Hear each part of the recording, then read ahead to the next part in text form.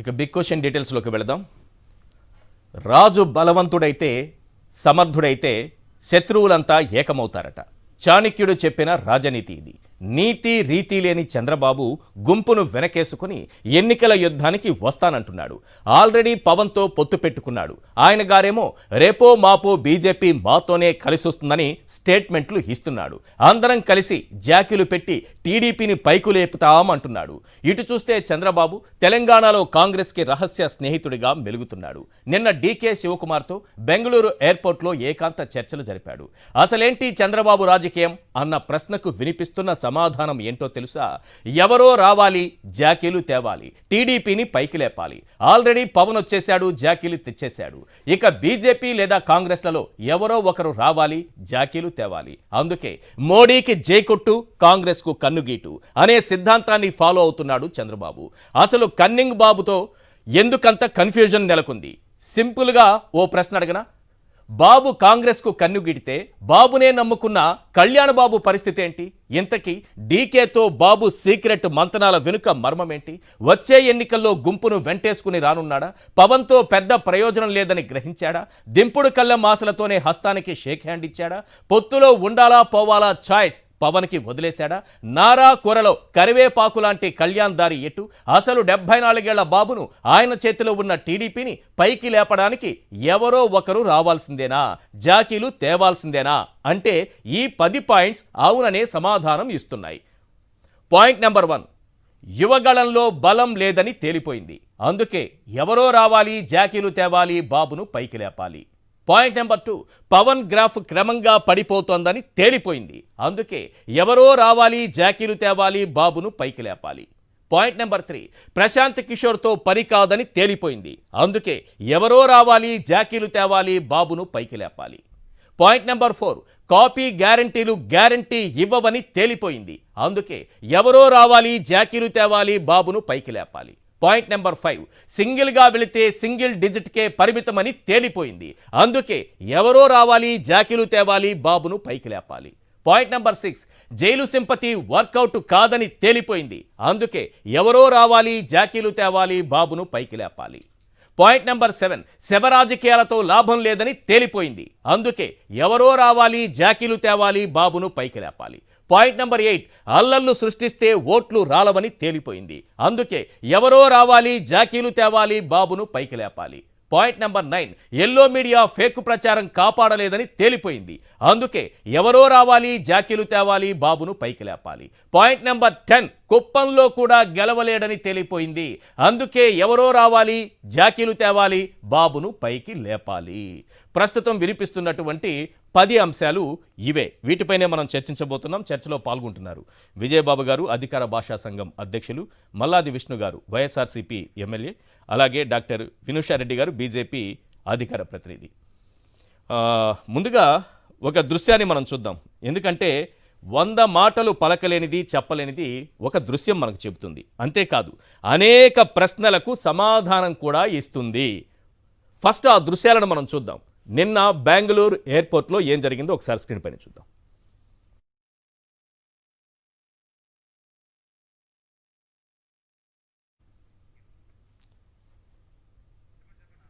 Yes, డీకేతో బాబు రహస్య మంతనాలు.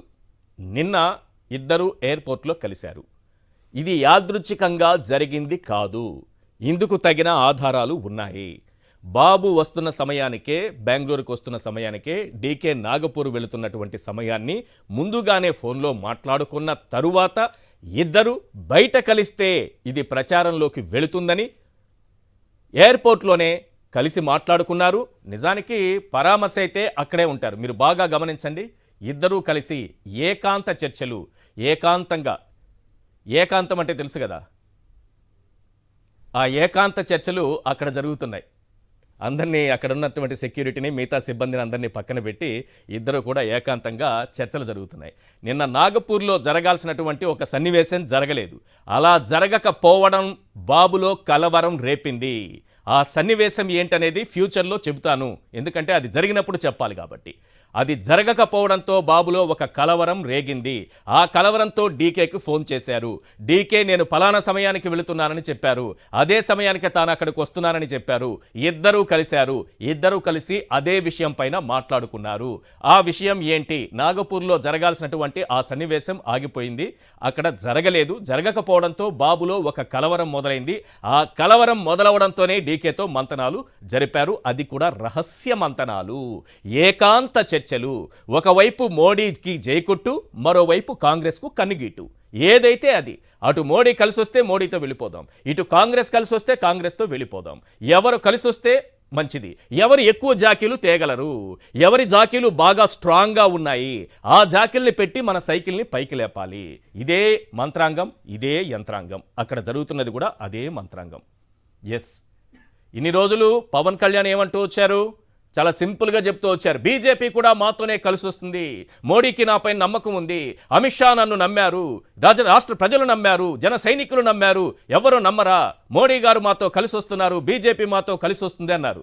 చంద్రబాబు ఏం చేస్తున్నారో చూస్తున్నారా? పవన్ కళ్యాణ్ గారు చూసారా? పీకేని ఎందుకు ఇంటికి పిలిపించుకున్నారో తెలుసా మీకు? పోని వస్తున్నాడు పీకే అని పిలిపించుకునే మీకు తెలుసా? మీకు తెలియదు. నాదెండ్ల మనోహర్ని అడిగారు, ఏంటయ్యా ఇదని. నాకు తెలుసయ్యా, నాకు సమాచారం ఉంది, నీకు చెప్పలేదేమో కానీ నాకు తెలుసనే ఆయన అన్నారట. అవునా కాదనేది మీరే ప్రజలకు బహిరంగంగా సమాధానం చెప్పాల్సినటువంటి అవసరం ఉంది. ఇక్కడ డీకేతో బాబు జరిపినటువంటి రహస్య మంతనాలకు సంబంధించినటువంటి దృశ్యాలను మనం ఇప్పుడు స్క్రీన్ పైన చాలా క్లియర్గా చూస్తున్నాం. చూసారా? చంద్రబాబు నాయుడు గారు కాంగ్రెస్ పార్టీకి తెలంగాణలో రహస్యమిత్రుడుగా కొనసాగుతూ ఇక్కడ కూడా రహస్యపు చర్చలు ప్రారంభించారు, రహస్య మంతనాలు ప్రారంభించారు. ఆ రహస్య మంతనాలు ఎట్లా బయటకు వచ్చాయో చూడండి, ఆ దృశ్యాలు చూడండి, చాలా క్లియర్గా కనిపిస్తోంది. ఇద్దరి ఫోన్ కాల్స్ ఒకరితో ఒకరు మాట్లాడుకున్న తరువాతే, సమయాన్ని నిర్ణయించుకున్న తరువాతే వారిద్దరూ అక్కడ కలిశారు. Simple, right. ఈ దృశ్యం చూడగానే ఏమనిపిస్తోంది? దృశ్యం సినిమా ఏం గుర్తుకు రాలేదు కదా? ఒక మర్డర్ జరిగిన తర్వాత అది బయటపడకుండా ఉండడానికి ఎన్నో వేషాలు వేసినట్టుగా, ఎన్నో వాళ్ళు ప్లాన్లు వేసినట్టుగా చంద్రబాబు కూడా ఈ దృశ్యాలు బయటకు రావడం పైన చాలా ఆగ్రహంతో ఉన్నారట. ఇది ఎలా బయటకు వచ్చిందనేది ఫ్యూచర్లో ప్రజలందరికీ తెలుస్తుంది. చూద్దాం, అది బయటకు వచ్చింది ఎలా వచ్చిందనే సంగతి పక్కన పెడితే ఇక్కడ కనిపిస్తున్నటువంటి దృశ్యాలు మాత్రం రాష్ట్ర ప్రజల్ని చాలా ఆశ్చర్యపరిచింది. ఎస్, ఫస్ట్ దీనిపైన రియాక్ట్ కావాల్సింది డాక్టర్ వినూషా రెడ్డి గారు. మేడం, ఈ దృశ్యాలు చూడగానే ఫస్ట్ మీకేమనిపించింది? మీ ఫస్ట్ రియాక్షన్ ఏంటి? ఈశ్వర్ గారు, ముందుగా మీకు, సాక్షి న్యూస్ ప్రేక్షకులకి మరియు ప్యానెల్లో ఉన్న పెద్దలందరికీ నా నమస్కారాలు. మీరు ఈ క్వశ్చన్ నన్ను ఎందుకు అడుగుతున్నారో నాకు అర్థం కావట్లేదు. మీరు ఈ క్వశ్చన్ అడగాల్సింది టీడీపీ వాళ్ళని. మాకు ఆంధ్రప్రదేశ్ లో యాజ్ ఆఫ్ నౌ ఇప్పుడు టీడీపీతో మాకు ఎటువంటి సంబంధము లేదు. మేము వాళ్ళతో అలయన్స్ లో లేము. మేము ఒక రాజకీయ పార్టీ, మేము అధికారంలోకి రావాలనుకుంటున్నాము. సో మాకు ప్రతిపక్షం టీడీపీ. సో మాకు వాళ్ళు ఎవరితో కలిస్తే మాకేంటి, మేము ఎందుకు ఆలోచిస్తాం దాని గురించి? ప్లస్ ఇంకొకటి, అది యాదృచ్ఛికమా, కావాలని జరిగిందా, ఇవన్నీ కూడా మేము రీసెర్చ్ చేయాల్సిన అవసరం మాకేముంది ఈశ్వర్ గారు? అసలు మాకేం సంబంధం దీంతో? మీరు మమ్మల్ని ఎందుకు అడుగుతున్నారో నాకైతే అర్థం కావట్లేదు. బీజేపీలో ఉండే ఈ మాట అంటున్నారా, బీజేపీలో లేకంటున్నారా? నాకు అనుమానంగా ఉంది. ఇప్పుడు పవన్ కళ్యాణ్ గారు పదే చెబుతున్నారు, బీజేపీ మాతో కలిసి వస్తుంది, మేమిద్దరం కలిసిపోయాము, పొత్తు పెట్టుకున్నాము, ఇక్కడ మేనిఫెస్టోలు తయారు చేస్తున్నాము, త్వరలో బహిరంగ సమావేశ సభలకు కూడా కలిసి వెళుతున్నాము అని చెప్పేశారు. పొత్తులు ఖరారైపోయాయి, సీట్లు షేరింగ్ తప్ప అన్నీ జరిగిపోయాయి వాళ్ళ మధ్య. ఆయన పదే చెబుతున్న మాట ఏంటంటే, బీజేపీ మాతో కలిసి వస్తుంది, మోడీ గారు నన్ను అంగీకరించారు, మోడీ గారు నన్ను ఒప్పుకున్నారు, ఈ రాష్ట్ర ప్రజలు ఒప్పుకుంటున్నారు, ఈ పొత్తును అందరూ ఒప్పుకుంటున్నారట, మోడీ గారు ఆయన అంగీకరించారట, ఆయన నిర్ణయాలను అంగీకరిస్తున్నారట, అమిత్ షా గారు ఆయన నిర్ణయాలను అంగీకరిస్తున్నారట, త్వరలో మీరు కలిసి వస్తారని చెప్తున్నారు ఆయన. అందుకు మీతో పొత్తులో ఉన్నటువంటి పవన్ కళ్యాణ్ చేసిన కామెంట్స్ ఏంటి, ఇప్పుడు మనం చూస్తున్న దృశ్యాలేంటి? డెఫినెట్గా మీరు రియాక్ట్ అవ్వాలి. ఈశ్వర్ గారు, మీరు చాలా సీనియర్ జర్నలిస్ట్, ఇక్కడ ఉన్న అందరూ కూడా, భారతీయ జనతా పార్టీలో ఎవరితో పొత్తులు పెట్టుకోవాలి, ఎవరు ఏం బాధ్యత తీసుకోవాలి, ఎవరు ఏ వ్యవహారాలు నడిపాలనేది మా మిత్రపక్షమైన ఎవరైనా వాళ్ళు నిర్ణయిస్తారా ఈశ్వర్ గారు? సో పవన్ కళ్యాణ్ గారు వాళ్ళ స్టాండ్ ఆయన చెప్పారు, ఎందుకంటే ఆయన వాళ్ళ పార్టీకి అధినేత. వాళ్ళ పార్టీలో ఆయన ఒకటి నిర్ణయం ఆయన తీసుకుంటారు. ఆయన పార్టీ డెఫినెట్ గా ఆయన గురించి స్టాండ్ చెప్పడం కాదు చెప్పారు. మేడం, మీరు మళ్ళీ ఇక్కడ ఆయన పార్టీ స్టాండ్ చెప్పారంటున్నారు. మీ పార్టీ స్టాండ్ కూడా ఆయన చెప్పేస్తున్నారు కదా, అందుకు మా అడుగుతున్నా. పార్టీ నేను మీకు క్లారిటీ ఇస్తున్నా. మా పార్టీ స్టాండ్ మా పార్టీ నేతలే సమయం వచ్చినప్పుడు ఖచ్చితంగా చెప్తారు. ఏమని? ఇప్పుడు మనం డిసెంబర్ నెలాఖరులో ఉన్నాము. ఏమని? Tentative గా టీడీపీతో పొత్తు tentative ఉంటుందని గా- చెప్తారా, ఉండదని చెప్తారా? ఈశ్వర్ గారు ఇప్పుడు 1 కాదు week madam, is two long in కాదు, పాలిటిక్స్. కాదు, అంటే కాదు. ఒక వారం టీడీపీతో చాలా పొత్తు ఎక్కువ ఉంటుందా, politics ఉండదా? లో. కాదు, మేము ఎవరితో పొత్తులో ఉండాలి, ఎవరితో పొత్తులో ఉండకూడదు, ఎప్పుడు పొత్తులు నిర్ణయించుకోవాలి అనేది పూర్తిగా అది మా పార్టీకి సంబంధించిన వ్యవహారం. అండ్ మా పార్టీ కూడా ఎవరో మీ మా పార్టీలు తరపున మీరు వకాతా పుచ్చుకొని- నిర్ణయించుకుంటే ప్రజలు ఓట్లేద్దా మేడం? వాళ్ళకి రియల్ క్లారిటీ అలా రావాలి కదా. కాదు, అది కాదు. మా ఇంటర్నల్ ఈశ్వర్ గారు, నిర్ణయించుకుంటాం, ఈశ్వర్ మీకేం గారు, సంబంధం అంటే ఈశ్వర్ గారు. ప్రజలే కదా ఓట్లేసి గెలిపించాల్సింది. ఇప్పుడు మేము 15 రాష్ట్రాలకు పైగా 5 యూటీలకు పైగా మేము అధికారంలో ఉన్నాము. Yes. అండ్ ఇది మేము 1982 లో మా ప్రస్థానం స్టార్ట్ చేసినప్పుడు 2 సీట్లు గెలుచుకున్నప్పుడు ఒకటి మన తెలుగు రాష్ట్రంలోనే వచ్చింది, తెలంగాణలో. సో మేము ఎప్పుడు గెలవలేమనుకున్న అస్సాం కావచ్చు, మణిపూర్ కావచ్చు, ఇప్పుడు ఒడిశాలో కూడా మా ఓట్ పర్సెంటేజ్ చాలా పెరిగింది. Okay. ఎందుకు మేము రావు అనుకున్న రాష్ట్రాల్లో కూడా మేము తెచ్చుకున్నాము. మొన్న అందరూ పండితులు అంచనా వేశారు, మొన్న 3 రాష్ట్రాలు ఏవి రావంట, ఇంకా వాళ్ళకు యాంటీ ఇన్కంబెన్సీ ఉంది. మధ్యప్రదేశ్ లో, రాజస్థాన్ లో అది ఉంది, వర్గపోర్ ఉంది, ఛత్తీస్గఢ్ లో సింపతి వేవ్ నడుస్తుంది కాంగ్రెస్. కానీ ఏమైంది? భారతీయ జనతా పార్టీ అధికారంలోకి రాకూడదనో, ప్రజలను పట్టించుకోకూడదనో, మీరు అది అన్నారు చూడండి. ప్రజలు ఎందుకు ఓట్లేస్తారంటే ప్రజల కోసమే, ప్రజా ప్రయోజనాల కోసం, రాష్ట్రాల ప్రయోజనాల కోసం భారతీయ జనతా పార్టీ పనిచేస్తుంది. Oh, definitely. మేము ఆ విధంగానే కృషి చేస్తాము. ప్రజలు But alliances అనేవి నా ఉద్దేశం అది కాదు మేడం, మీరు తప్పుగా అర్థం చేసుకున్నారు. అంటే మేము చూసుకుంటాం పార్టీలు పొత్తులది, ఇప్పుడే ఎందుకంటే మీరు పొత్తులు మీరు పెట్టుకున్న Exactly. ఓట్లేసేది అంటే ప్రజలు మా కదా పార్టీ, అన్నాను. మా ఆ ఉద్దేశంతో అన్నమాట పొత్తులు. అది. See, అలా కాదు. ఎందుకంటే జేడిఎస్ తీసుకోండి, కర్ణాటకలో మేము మొన్న అలయన్స్ లోకి ఉన్నాం. ఇప్పుడు మాకు కూడా 28 పార్టీలకు పైగా ఉన్నాయి. రేపు ఇంకొన్ని రావచ్చేమో వేరే రాష్ట్రాల్లో, పంజాబ్ లో, తమిళనాడులో. మేము ఎప్పుడూ మిత్రధర్మాన్ని పాటిస్తాము. ఒక తమిళనాడులోనే మాకు ఈ మధ్య 6 పార్టీలు వచ్చాయి. ఇంకా మా భావజాలాలు నచ్చి వస్తే మేము కలుపుకెళ్తాము. ఇంకా టైం ఉంది. సో ఆంధ్రప్రదేశ్ ఒక్కటే కాదు కదా, దేశంలో అన్ని రాష్ట్రాలలో, అన్ని పార్టీలతో ఎవరైతే మాతో పాటు కలిసి నడుస్తారో వాళ్ళతో పొత్తుల్లోకి వెళ్తాము. ఒకవేళ కలిసి నడవడానికి చంద్రబాబు ఓకే అంటే కలుపుకుంటారా? అంతర్గత వ్యవహారం. ఆయన ఎవరినైనా జాకీ ఎవరి దగ్గర మంచిదుందో వారి వైపు వస్తారు మేడం. లాస్ట్ వరకు తూకాలేసి చూస్తారు, ఈ జాకీ బాగుందా, ఆ జాకీ బాగుందని చూస్తారు. ఒకవేళ బీజేపీతో కలిసి నడవాలి అని అనుకున్నారనుకోండి, ఓకేనా మీకు? మీరు ఒకటి ఇక్కడ అడిగారు కాబట్టి నేను చెప్తున్నాను. చంద్రబాబు నాయుడు గారు అంటే ఫస్ట్ టైం ఆయన పార్టీ అధికారం మన దివంగత మాజీ ముఖ్యమంత్రి అంటే ఎన్టీ రామారావు గారి నుంచి తీసుకున్నప్పుడు కాక, సొంతంగా ఎలక్షన్స్ గెలిచినప్పుడు ఎప్పుడైనా తీసుకోండి, అది భారతీయ జనతా పార్టీతో పొత్తులో ఉన్నప్పుడే గెలుచుకున్నారు. అవును, ఈ విషయం అందరికీ తెలుసు. సో భారతీయ జనతా పార్టీతో పొత్తులో ఉన్నప్పుడే ప్రతిసారి టీడీపీ గెలిచింది. అది చంద్రబాబు నాయుడు గారు సీఎం అవడానికి కారణం. సో ఈ విషయాన్ని నేను ఎవరు మర్చిపోరని అనుకుంటున్నా. ఎందుకు గుర్తు చేస్తున్నానంటే, ఇప్పుడు అరే చంద్రబాబు నాయుడు గారు మాతో కలిసి వస్తారా అనడం కంటే కూడా మొత్తం దేశంలో కూడా మేము ఎవరి వైపు, ఏమో ఆయన ఉద్దేశం ఏంటంటే బీజేపీ బలం తగ్గుతోంది, రేపు ఎన్డీఏ కూటమి వస్తుందేమో, ఈ డైలమాలో, ఈ కన్ఫ్యూజన్ లో ఎటు వెళ్లాలో అర్థం కాక ఇటేమో పవన్ కళ్యాణ్ తో బీజేపీకి సన్నిహితంగా ఉండే ప్రయత్నం, ఇటేమో ఆయనే సొంతంగా కాంగ్రెస్ కి దగ్గరగా ఉండే ప్రయత్నం, ఈ రెండు చేస్తున్నారు. ఎందుకంటే ఆయనకి గ్యారంటీ లేకుండా పోయింది, ఎన్డీఏ గెలుస్తుందని, మళ్ళీ మోడీ ప్రధానమంత్రి అవుతారని ఆయనకి ఎక్కడ పూర్తి స్థాయి కాన్ఫిడెన్స్ లేదు. ఇటు ఎన్డీఏ అటు ఇండియా రెండు సమానంగా కనిపిస్తున్నట్టుంది ఆయనకి. అందుకే రెండు వైపులా చూస్తున్నారు, రెండు కళ్ళ సిద్ధాంతం కదా, రెండు వైపులా చూస్తున్నారు. ఈశ్వర్ గారు అందుకే నేను చెప్తున్నా, ఎన్డీఏ వస్తుందా, ఐఎన్డీఏ అనే కూటమి వస్తుందా అనే దాంట్లో, అంటే నేను ఈ రోజు ఈ స్టేట్మెంట్ ఏదో ఒక అహంకారంతో అంటున్నానని అనుకోవద్దండి. ఒక స్టూడెంట్ ఎవరైనా చాలా బాగా అంటే చదివినప్పుడు, కృషి చేసినప్పుడు ఒక కాన్ఫిడెన్స్ ఉంటుంది కదా ఎగ్జామ్ కి వెళ్ళినప్పుడు.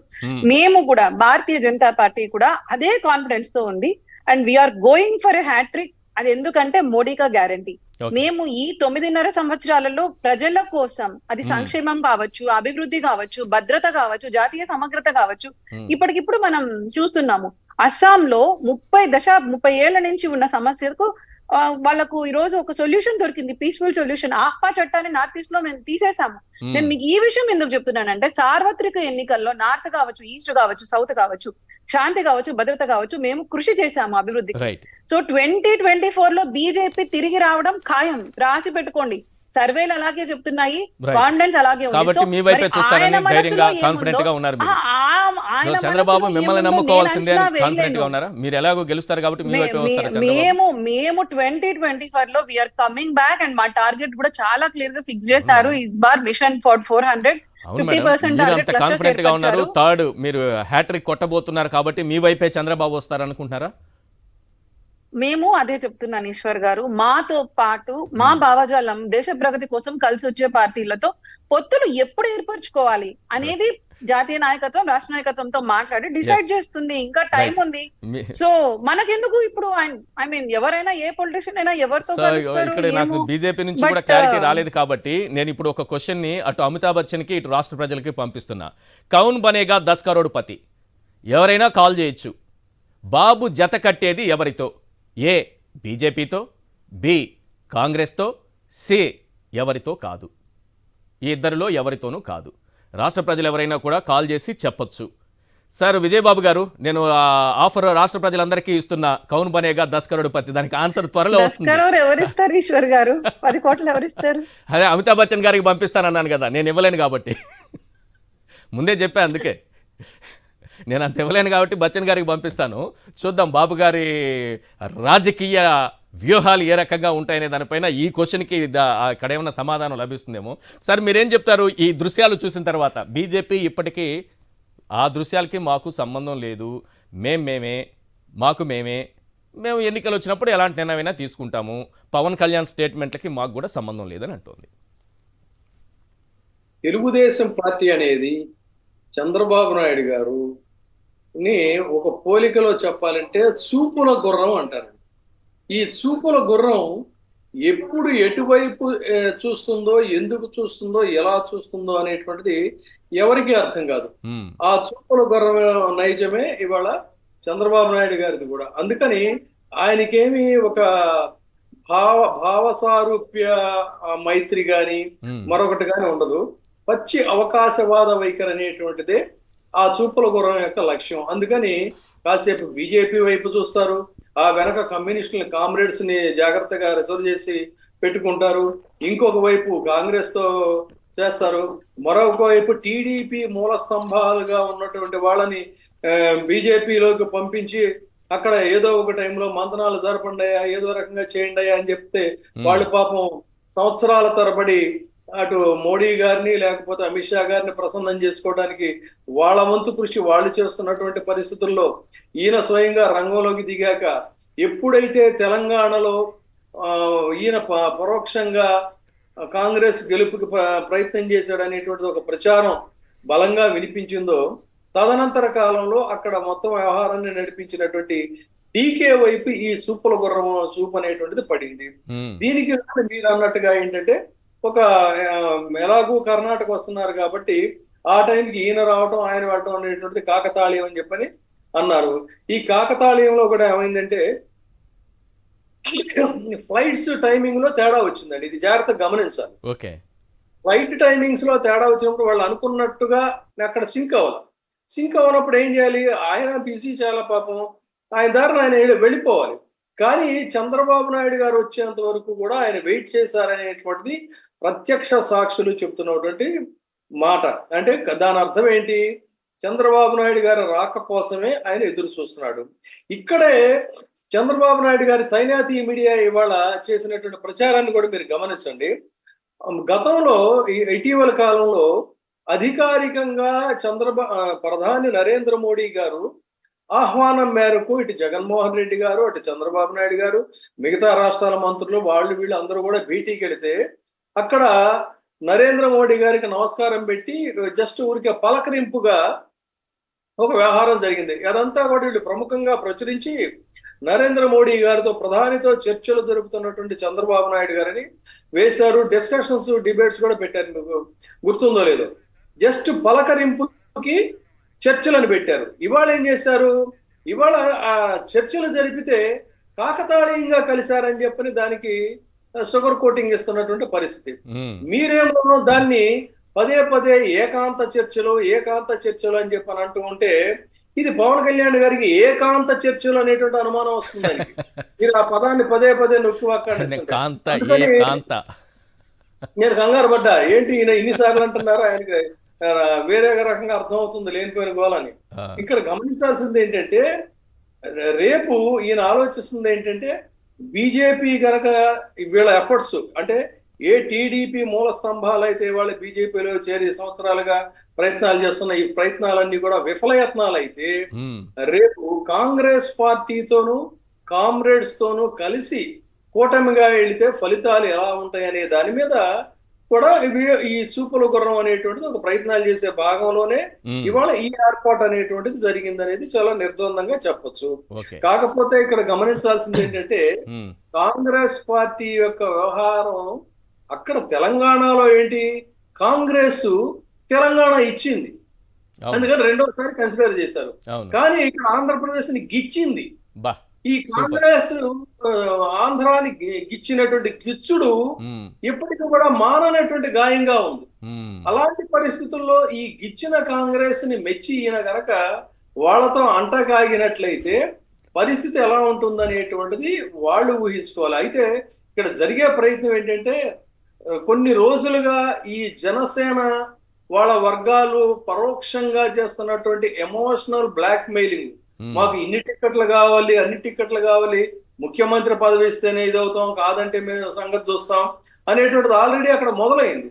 ఈ గోలంతా ఆ తెలుగుదేశం పార్టీలో కొంతమంది తీవ్ర అసంతృప్తితో ఉన్నారు, జనసేనతో కలిసి వెళ్ళడానికి సుతరాం ఇష్టపడడం లేదు. అదే రకంగా జనసేనలో కూడా తెలుగుదేశం పార్టీతో మనం అంటగాగటం ఏంటి, ఆత్మాభిమానాన్ని చంపుకొని దానికోసం నీ ద్వారా మేమెందుకు వెళ్ళటం, వెళ్ళేటట్టయితే తెలుగుదేశంలోనే ఉండేవాళ్ళం, వయా జనసేన ద్వారా వెళ్లాల్సిన కర్మ మాకేంటి, మాకు తెలుగుదేశం ఇష్టం లేక కదా గత 10 సంవత్సరాలుగా నిన్ను సపోర్ట్ చేశాం అనేటువంటి అసంతృప్తి జీవులు ఇటూ ఉన్నారు. ఇలాంటి పరిస్థితుల్లో ఈ జనసేనను కనుక వదిలించుకున్నట్లయితే కాంగ్రెస్ తో అంటకాగితే ఎలా ఫలితాలు ఉంటాయనే దాని మీద కూడా తెలుగుదేశం పార్టీలో చాలా తీవ్రంగా ఒక మేధోమదనం అనేటువంటిది జరుగుతున్న నేపథ్యంలోనే ఇది కాకతాళీయం అనే పేరుతో డీకేతో మంతనాలు జరిగాయనేటువంటిది వాస్తవం అండి. బీజేపీ దీన్ని ఇప్పటికే పెద్దగా పట్టించుకోకపోవడాన్ని ఎలా చూస్తారు, మాకేం సంబంధం అన్నట్టుగా? అంటే ఇక్కడ మీరు అడుగుతుంది పాపం వారిని పదే పదే అడగటంలో కాదు, రాష్ట్ర నాయకత్వం మాట్లాడేటువంటి మాటల్ని బీజేపీని మనం పరిగణలోకి తీసుకోవట్లేదు. ఎందుకంటే వారి పార్టీ అధ్యక్షురాలేమో ఆమె కూడా ఆంధ్రప్రదేశ్ బీజేపీని నువ్వు బలోపేతం చేయమా తల్లి అని చెప్పని అధికార పగ్గాలిస్తే ఎంతసేపు టీడీపీ ఎజెండాను మోయటం, ఒక పేపర్ టైగ్రెస్ లాగా టీడీపీకి అనుకూలంగా ఉండేటువంటి ప్రకటనలు చేయటమే తప్ప రాష్ట్ర బీజేపీ భావజాలం కానీ నరేంద్ర మోడీ గారి యాక్టివిటీస్ ని కానీ లేదు వాళ్ళ లక్ష్యాలని కానీ వాటిల్ని బలంగా జనంలోకి తీసుకెళ్లేటువంటి ప్రయత్నం కించిత్తు జరగటం లేదనేది ఆ పార్టీలో సిసలైనటువంటి బీజేపీ వారు కూడా చెప్తున్నటువంటి మాట మనం కూడా ప్రకటనలు చూస్తున్నాం.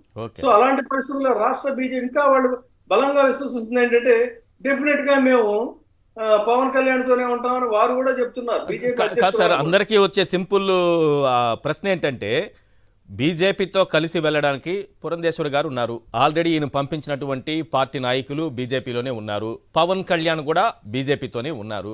ఇన్ని మార్గాలు ఉన్నాయి, ఒకవేళ బీజేపీతో కలవాలనుకుంటే ఆ మార్గాలన్నీ ఒకవైపు ఉపయోగించుకుంటూనే ఉన్నారు, మళ్ళీ కాంగ్రెస్తో ఈ మంత్రాలు ఏంటి? ఇది కదా అర్థం కాని విషయం. ఎందుకంటే చంద్రబాబు నాయుడు గారికి చాలా స్పష్టంగా తెలుసండి, ఒకవైపు నరేంద్ర మోడీ గారిని చాలా దారుణాతి దారుణంగా ఆంధ్రప్రదేశ్ లో అవమానించి ఢిల్లీ వీధులకు వెళ్ళి వీరంగం వేసి అక్కడ అవమానించినటువంటి వ్యక్తిగతంగా ఆయన యొక్క వ్యక్తిగతమైనటువంటి అంశాలను కూడా ఆయన మనోభావాలు దెబ్బతినేటువంటి విధంగా ఈ దేశంలో ఏ నాయకుడు కూడా అంటే ఘోరంగా వ్యతిరేకించేటువంటి కాంగ్రెస్ పార్టీ నాయకులు కూడా కొంత సభ్యతా సంస్కారం పాటించారేమో విమర్శించడంలో, కానీ వాటన్నిటినీ మరిచి మరీ ఆయన్ని కించపరిచినటువంటి పరిస్థితి చంద్రబాబు నాయుడు గారు. సాక్షాత్తు పవిత్రమైనటువంటి దేవాలయానికి వెళుతున్నటువంటి అమిత్ షా గారి వాహనం మీద రాళ్లు విసిరించినటువంటి ఒక దౌష్ట్యానికి, దౌర్భాగ్యానికి, కుసంస్కారానికి పాల్పడిన వ్యక్తిత్వం ఇది చంద్రబాబు నాయుడు గారి యొక్క వ్యవహార శైలి నరేంద్ర మోడీ గారికి బాగా తెలుసు. కాబట్టి ఈ ఆంధ్రప్రదేశ్ లో వీళ్లతో వెళ్ళడం వల్ల ఇవాళ వచ్చేటువంటి లాభం లేదనేది కూడా బీజేపీకి తెలుసు. ఆ పరిస్థితుల్లో ఎంత ప్రయత్నం చేసినా కూడా వాళ్ళవన్నీ కూడా వృధా ప్రయత్నాలు అవుతాయి అనేది చంద్రబాబు నాయుడు గారికి కూడా తెలుసు. తెలిసిన పరిస్థితుల్లోనే ఇప్పుడు ఈ చూపుల గుర్రం కాంగ్రెస్ వైపు కూడా ఆశగా చూస్తున్నటువంటి పరిస్థితి. కాకపోతే కాంగ్రెస్ పార్టీకి ఆంధ్రప్రదేశ్ లో ఎప్పట్లో ఏమాత్రం కూడా కించిత్ అవకాశం లేదు. వాళ్ళు చేసినటువంటి గాయాలని ఆంధ్రప్రదేశ్ ప్రజలు మర్చిపోరు అనేది వాస్తవం. కాబట్టి ఎవరు వచ్చినా ఏం చేసినా మీరు చెప్పినటువంటి పదజాలం ప్రకారంగా ఎన్ని జాకీలతో ఎత్తాలని ప్రయత్నం చేసినా కుదరదు. అందుకని ఆయన ప్రయత్నం అంతా కూడా వృధా ప్రయాస. తెలుగుదేశం పార్టీ యొక్క పచ్చి అవకాశవాద రాజకీయాల్లో ఇది ఒక పనికి మారినటువంటి వృధా ప్రయత్నం కిందే దీన్ని మనం చూడాలి. మేడం వస్తాను, ఒక్క నిమిషం. ఒక కాల్ ఒక 30 సెకండ్స్ 20 సెకండ్స్ విజయ్ గారు, భారతీయ జనతా పార్టీకి క్యాడర్ బేస్డ్ నెట్వర్క్ ఉంది. వాళ్లకు ఫీడ్బ్యాక్ తీసుకుంటారు. మండలంలో ఎవరిని పెట్టాలి, జిల్లాలో ఎవరిని పెట్టాలి, రాష్ట్రంలో ఎవరిని పెట్టాలి అని. ఇప్పుడు మా అధ్యక్షుల నియామకం కూడా జరిగి ఉంటుందంటే వాళ్ళు దాని వెనకాల ఎంతో కసరత్తు చేస్తుంటారు. మీరు అన్నట్లు అధ్యక్షులు ఇందాక రాష్ట్ర అధ్యక్షురాలు వాళ్ళ కోసం వీళ్ళ కోసం పనిచేస్తుంది అనడం సబబు కాదు. ఆవిడ రూలింగ్ పార్టీ వైఎస్ఆర్సీపీ ప్రభుత్వం ఏదైతే ఉందో క్వశ్చన్స్ అడుగుతున్నారు, కొన్ని దానికి సంబంధించి ఉద్యమాలు చేయడం వల్ల మీరు దాన్ని కేవలం పర్సనల్ విషయాలకు అట్రిబ్యూట్ చేయడం అయితే మోడీ గారి విధానాన్ని కానీ కేంద్రం తీసుకొస్తున్నటువంటి కొన్ని స్కీమ్స్ ని కానీ వాటిని ప్రజల్లోకి తీసుకెళ్లడం లేదు, దానికంటే కూడా దీనిపైన ఎక్కువ కాన్సన్ట్రేట్ చేస్తున్నారు అన్నట్టుగా చెప్పారు. రైట్, ఒక కాల్ ఉన్నారు మేడం, ఒక కాల్ ఉన్నారు, మాట్లాడతారు, మీతో మాట్లాడతాను. జగదీశ్వరరావు గర్విడి నుంచి. జగదీశ్వరరావు గారు ఏం చెప్పాలనుకుంటున్నారు మీరు? ఈశ్వర గారు నమస్కారం అండి. నమస్తే అండి. అదే విధంగా విజయబాబు గారు అంటే నాకు గౌరవం. నేను గర్భిడిలో ఉన్నానండి. బొత్సరావు గారి నియోజకవర్గం మల్లాది విష్ణు గారికి అందరికీ నా నమస్కారాలు. అయితే నాకు తెలుసుండి చంద్రబాబు నాయుడు గారు ఎన్టీ రామారావు గారికి ఏ విధంగా అయితే వెన్నుపోటు పొడిచారో అదే విధంగా ఈ పవన్ కళ్యాణ్ కూడా అదే చంద్రబాబుకి వెన్నుపోటు పొడుస్తారు చూడండి జనవరి నెలలో. ఎందుకంటే అక్కడ మోడీ గారికి 10 సంవత్సరాలు ఇచ్చి హ్యాండ్ అలాగే ఇచ్చారు, ఇతను 10 సంవత్సరాలు అయింది కనుక ఇతను హ్యాండ్ ఇచ్చి ఇతను బీజేపీ ఇద్దరు కలిసి వెళ్తారు. కాంగ్రెస్ చంద్రబాబు ఉంటారు. వైసీపీకి ఏ విధమైన ఆటంకాలు ఉండవు. 175కి 175 వైసీపీ. వై నాట్ 175 ఎంచుకున్నారు. నేను ఆప్షన్ ఏ కింద బీజేపీ ఇచ్చా, ఆప్షన్ బి కింద కాంగ్రెస్ వెళ్ళినట్టయితే బీజేపీతోనే వెళ్తారు. చంద్రబాబుకి గ్యారంటీ కసక్కమని వెన్నుపోటు పొడుస్తారు. ఈయనేమో కాంగ్రెస్ తో, ఆయన అయితే బీజేపీతో వెళ్తారా? అంతేనా? కలుస్తారు. రైట్ అండి, థ్యాంక్ యూ అండి, thank you. Yes, Malladi Vishnu గారు, సార్ ఆ దృశ్యాలు చూసిన తర్వాత ఏం చెప్పాలనుకుంటున్నారు? రాష్ట్ర ప్రజలందరికీ ఒక ప్రశ్న ఇచ్చా నేను, కౌన్ బనేగా 10 కరోడ్పతి మనకు పంపిద్దాం అనుకుంటున్నా అమితాబ్ బచ్చన్ గారికి. ఏబిసి ఏంటి, ఏం జరుగుతోంది అనుకుంటున్నారు అసలు? సార్ ఇప్పుడు చంద్రబాబు నాయుడు గారి గురించి ఇప్పుడు కొత్తగా చెప్పాల్సినటువంటి అవసరం ఏం లేదు. ఆయన ఎక్కడ ఏ రోడ్డు దగ్గర పాట పాడాలంటే ఆయన పాడుతూ ఉంటాడు. ఎందుకంటే ఒకసారి గత 4-5 సంవత్సరాల క్రితం ఆయన మాట్లాడినటువంటి మాటలు చూస్తే రాష్ట్ర విభజన సందర్భంగా కాంగ్రెస్ పార్టీ రాష్ట్రాన్ని విభజించి ఫ్లైట్లో పంపించింది విభజన చట్టాన్ని, ఇలాంటిది కాంగ్రెస్ అని చెప్పని అప్పుడు మాట్లాడాడు. అలాగే సోనియా గాంధీ గారి పుట్టినరోజు సందర్భంగా కేక్ కోసినట్టు కోసారు ఆంధ్రప్రదేశ్ని. కాంగ్రెస్ వాళ్ళు దుర్మార్గులు, కాంగ్రెస్ వాళ్ళు దుష్టులు అని ఆయన ఇష్టం వచ్చినట్టు మాట్లాడాడు. ఇప్పుడు ఆంధ్రప్రదేశ్లోనేమో బీజేపీ పురంధరేశ్వర్ గారి ద్వారా, కర్ణాటకలో ఏమో డీకే శివకుమార్ గారి ద్వారా అసలు ఒక మనిషి ఎన్ని రకాలైనటువంటి నాటకాలు, ఎన్ని రకాలైనటువంటి మోసాలు, ఎన్ని రకాలైనటువంటి చేయొచ్చో చంద్రబాబు నాయుడు గారిని చూస్తే మనకు పిక్చర్ అర్థమవుతుంది అనమాట. కాంగ్రెస్ పార్టీని దూషించి 2014 ఎన్నికల్లో అనరాని మాటలన్నీ అని ఎన్నికల్లో గెలిచిన తర్వాత భారతీయ జనతా పార్టీ ఒక 2 సంవత్సరాలు అయిన తర్వాత భారతీయ జనతా పార్టీని ఏ రకంగా దూషించారో, మట్టి కనిపిస్తానన్నారు, లేకపోతే అమిత్ షా గారు వస్తే దాడి చేశారు, లేదంటే మోడీ గారి కుటుంబం గురించి మాట్లాడారు, మొత్తం అసలు భారతీయ జనతా పార్టీ కనుమరుగయ్యే విధంగా చేస్తాననేమో మాట్లాడారు. ఇప్పుడు ఆ పార్టీతోనేమో మొన్న ఎన్నికల్లో, తెలంగాణ ఎన్నికల్లో మేము మీకు మద్దతు అంతర్గతంగా అక్కడ మద్దతు ఇచ్చారు. ఇక్కడేమో బీజేపీతో కలిసి పోటీ చేయాలంటున్నారు. బెంగళూరు ఎయిర్పోర్ట్లోనేమో రహస్య మంతనాలు చేస్తా ఉన్నారు. అసలు ఏం మాట్లాడాలో కూడా ఆయన వ్యవహార శైలి, ఆయనకు ఒక పాలసీ లేదు, విలువ లేదు, నైతికత లేదు, సిద్ధాంతం లేదు, ఏమీ లేకుండా ఆయన ఒక రాజకీయమైనటువంటి మనిషి అనమాట. ఎలా రాజకీయాల్లో ఇలా మనిషి ఉంటాడా అని చెప్పని కూడా ఆశ్చర్యం కలుగుతుంది ప్రజలందరికీ కూడా, ఇవి చూసేటటువంటి వారందరికీ కూడా. నైజం ఆ వ్యక్తి యొక్క నైజం ఏంటనేది కూడా బయటపడుతుంది అనమాట. కాబట్టి ఈ రేపు జరగబోయేటటువంటి ఎన్నికలు లక్ష్యంగా ఏదో చేయాలనే ఒక ఆలోచన ఆఖరికి ఏ నిర్ణయం తీసుకుంటారనుకుంటున్నారు ప్రతి ఒక్కరితో కూడా మంత్రాలు చేస్తా ఉన్నాడు. మీరేమనుకుంటున్నారు? బీజేపీతో వెళ్తారనుకుంటున్నారా? కాంగ్రెస్ ఏ నిర్ణయం లేదు సార్. అంటే కాంగ్రెస్ ని సైలెంట్ చేసి బీజేపీతో కలిసి వెళ్ళేటటువంటి ఆలోచన చేస్తా ఉంటాడు ఆయన. ఎందుకంటే అదే చేయగలిగింది. ఇప్పుడు అక్కడ తెలంగాణలో కాంగ్రెస్ నుంచి మద్దతు ఇచ్చారు, ఇక్కడ మీరు ఎట్లా కాంగ్రెస్ సైలెంట్ చేయాలా? అక్కడ టీడీపీ సైలెంట్ అయినట్టుగా పార్టీతో అక్కడ టీడీపీ సైలెంట్ అయింది కాబట్టి ఇక్కడ కాంగ్రెస్ ని సైలెంట్ చేయండి అని చెప్పి మాట్లాడతారు. ఇప్పుడు అక్కడ బీజేపీకి సంబంధించినటువంటి వాళ్ళు వీళ్ళు తిట్టారా, వాళ్ళు తిట్టారా, వాళ్ళు అసలు ఏ రకంగా ఒకళ్ళు తిట్టుకున్నారు. ప్రధాని మోడీ గారు ఆంధ్రప్రదేశ్ వచ్చి పోలవరం ఏటీఎం కింద మార్చారని చెప్పి అన్నారు. అలాగే తిరుపతిలో అమిత్ షా గారి మీద కర్రలతో దాడి చేశారు. లేకపోతే ఈయన ఢిల్లీ వెళ్ళి ఏపీ భవన్ దగ్గర ఏ రకంగా భారతీయ జనతా పార్టీకి సంబంధించి దానికి వ్యతిరేకంగా ఆయన చేయడం జరిగింది. తిరుపతి దేవస్థానానికి సంబంధించినటువంటి నిధులన్నీ కూడా అక్కడ రైళ్లలో వెళ్ళినటువంటి జనాలకి ఏ రకంగా ఇవన్నీ కూడా మనకు తెలిసినటువంటిది. కాబట్టి ఆయన 11 కోట్లు ఖర్చు పెట్టారు. దానికి ఎన్ని కోట్లు ఖర్చు పెట్టి ఎలా ఖర్చు పెట్టారో, ఏం చేశారో, ఏ విధంగా కేవలం మోడీ గారిని కూడా 11,50,00,000 ఖర్చు పెట్టారు. ఢిల్లీలో వెళ్లి మోడీ గారిని తిట్టి రావాలి. తిరుపతి దేవస్థానం తిట్టి రావడానికి అధికారంలో ఉన్నప్పుడు ఆ విధంగా ప్రవర్తించారు.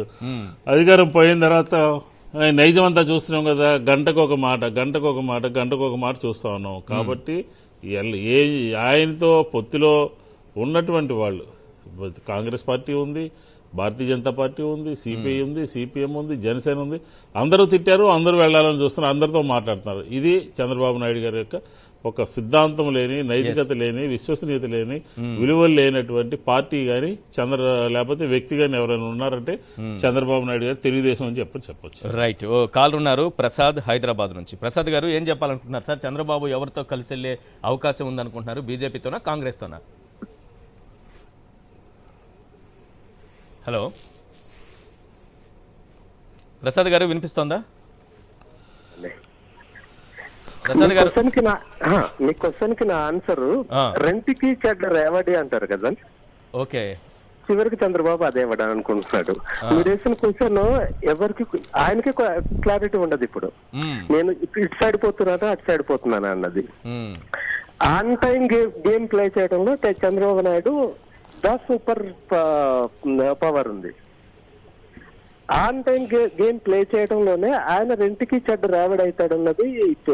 అసలు ఎందుకు కాంగ్రెస్ తోనో బీజేపీతోనో ఎందుకు కలిసి వెళ్ళాలి అంటే నాకు క్లారిటీ లేనప్పుడు నేను కనిపించిన ప్రతి దాని గురించి వెతుకుతాను. నేను నా క్లారిటీ ఫస్ట్ ఆఫ్ ఆల్ నా దగ్గర క్లారిటీ లేదు. ఓకే, అంటే ఈయన దగ్గరికి వెళ్తాము, ఆయన దగ్గరికి వెళ్తాం అన్నది. ఫస్ట్ మీరు రాష్ట్ర ప్రభుత్వం పైన ఇంత వ్యతిరేకత ఉంది అని ఆయనే ప్రచారం చేస్తారు.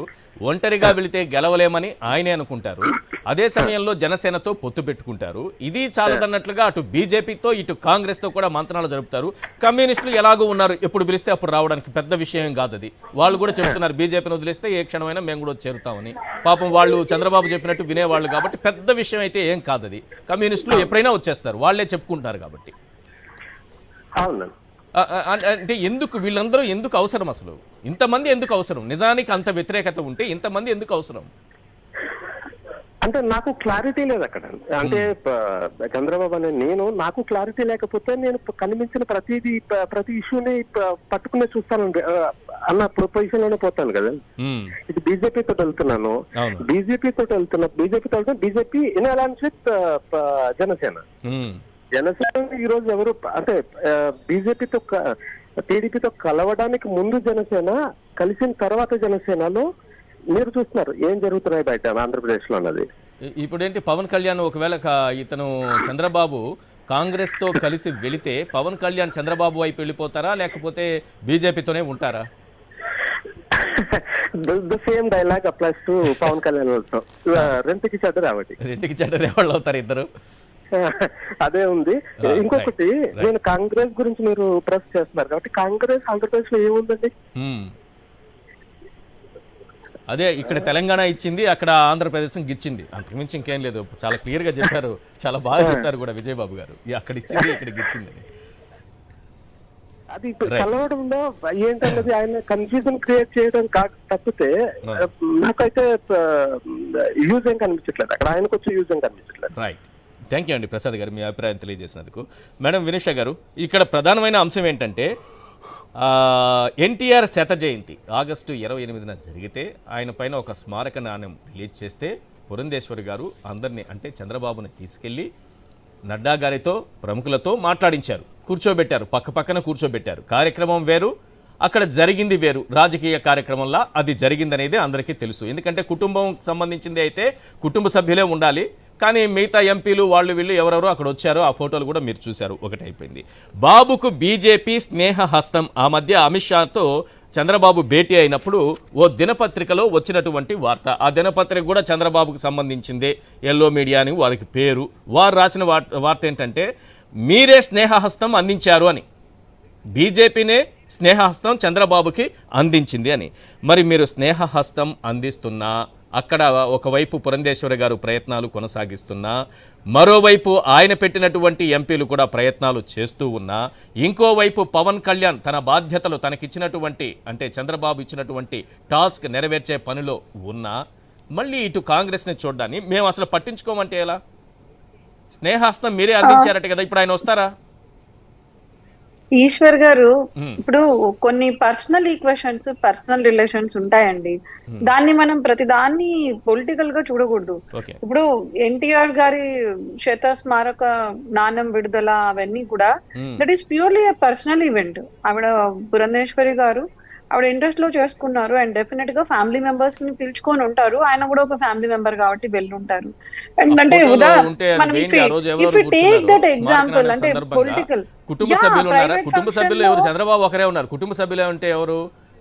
జూనియర్ ఎన్టీఆర్ లాంటి వాళ్ళు రావాలి, జూనియర్ ఎన్టీఆర్ గారు లేరు కానీ మిగతా వాళ్ళందరూ ఉన్నారు. బాలకృష్ణ గారు వాళ్ళ కుటుంబ సభ్యులు ఎవరైనా ఉండనివ్వండి, నేను కాదన్ను. That's a personal event, private event. దాని గురించి ఎందుకంటే ఇప్పుడు నిన్న క్రిస్మస్ కి చూసాము. మరి అదే చంద్రబాబు నాయుడు గారికి, వారి లోకేష్ గారికి షర్మిల గారు Christmas wishes from YSR family అని మెన్షన్ చేస్తున్నారు, నాట్ ఈవెన్ ఫ్రమ్ షర్మిల.